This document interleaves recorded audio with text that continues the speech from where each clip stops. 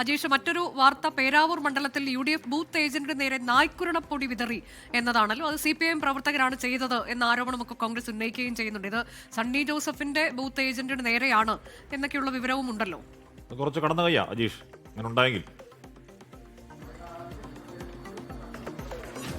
ഹാഷ്മി, അത് പേരാവൂർ മണ്ഡലത്തിലാണ് ഈ സംഭവം റിപ്പോർട്ട് ചെയ്തത്. പേരാവൂർ മണ്ഡലത്തിൽ പെടുന്ന സ്ഥലമായ മുഴക്കുന്നിലാണ് ഇത്തരത്തിലൊരു സംഭവം ഉണ്ടായതായിട്ട് UDF ആരോപിക്കുന്നത്.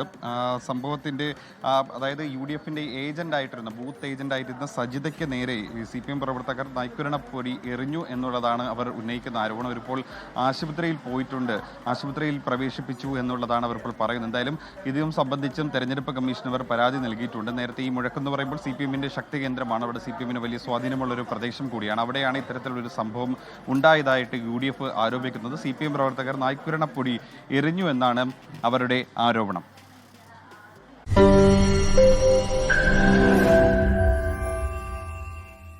ലോകത്തെവിടെയായാലും ഏത് സമയത്തും 24 വാർത്തകളും ഓഗ്മെന്റഡ് റിയാലിറ്റി പാക്കേജുകളും എക്സ്പ്ലെയിനറുകളും വിശദമായി കാണാൻ ഞങ്ങളുടെ YouTube ചാനൽ നിങ്ങൾക്ക് സബ്സ്ക്രൈബ് ചെയ്യാം.